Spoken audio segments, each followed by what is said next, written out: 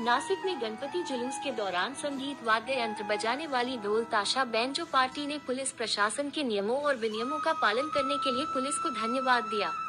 अनुपालन के लिए पुलिस को धन्यवाद। पुलिस आयुक्त संदीप कर्ण के मार्गदर्शन में नासिक सिटी पुलिस आयुक्तालय के भद्रकाली पुलिस स्टेशन में आज ढोल ताशा टीम बैंजो पार्टी की एक बैठक आयोजित की गई।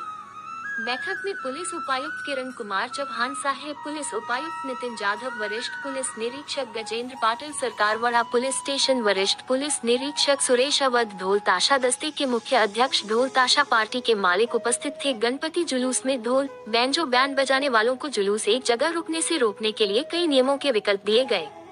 जुलूस के दौरान कोई भी ढोल व बैंजो मंडली एक स्थान पर 20 मिनट से अधिक नहीं रहेगी। किसी भी ढोल बैंजो मंडली की रस्सी का उपयोग करने वाले जुलूसों को रस्सी को घुमाते समय सड़क के दोनों ओर लोगों के आने जाने के लिए यथासंभव जगह छोड़नी चाहिए। इसलिए इस बात का ध्यान रखना होगा कि सड़क पूरी तरह से अवरुद्ध न हो। इस बीच किसी भी ड्रम में बैंजो समूह के वाद्य यंत्रों की 3 पंक्तियों से अधिक पंक्तियां नहीं होनी चाहिए। साथ ही संकरी सड़क पर पहुंचते ही 2 पंक्ति के वाद्य यंत्र बजाने चाहिए।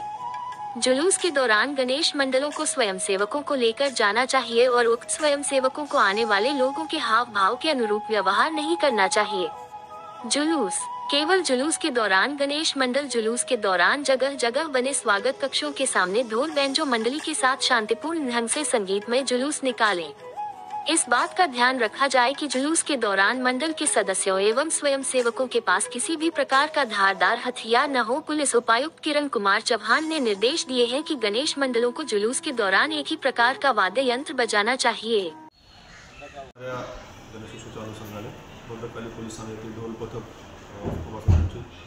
बैठक झाली, यामध्ये त्यांच्या सर्व समस्या जाणून घेण्यात आल्या।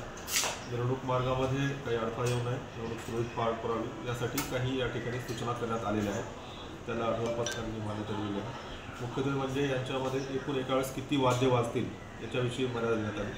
त्यानंतर वाद्य त्यांनी कोणत्या ठिकाणी किती वेळ वाजवायचं हे देखील निश्चित करण्यात आलेलं आहे। तसेच ढोल पथकांच्या किती रांगा करायच्या, 4 किंवा 2 करायच्या याच्याविषयी देखील त्यांना सूचना करण्यात आलेल्या आहेत। या सर्वांच्या अनुषंगाने एका वेळेस कमीत कमी एका वेळेस जास्तीत जास्त 50 वाद्य वाजतील।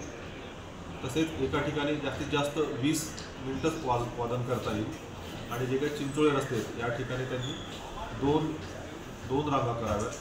तसेच जी दोर लावला असतो त्या दोरमध्ये त्यांनी येणाऱ्या जाणाऱ्या भाविकांना रस्ता मोकळा ठेवावा अशा त्यांना सूचना करण्यात आलेल्या आहेत। सर, काही महिला सर्व ढोल पथकांची स्वतःची जबाबदारी आहे की त्यांनी आपल्या पथकातील वाद्यांची काळजी घ्यावी। तसेच लहान मुलांचा फार समावेश करणं हे देखील त्यांना सांगण्यात आलेलं आहे। सोबत फर्स्ट एड ठेवावं। तसेच आम्ही महापालिकेला यांना पत्र देखील केलेलं आहे की त्या ठिकाणी ॲम्ब्युलन्स ठिकठिकाणी उपलब्ध असावी। सर, यंदा आपण ढोल पथकाचे डेसिबल प्रत्येक मिरवणुकीमध्ये सर्व वाद्यांचं ढोल डेसिबल मोजण्यात येतं। त्याचप्रमाणे ढोल पथकांना देखील डेसिबलची मर्यादा आहे ती देखील मोजण्यात येईल।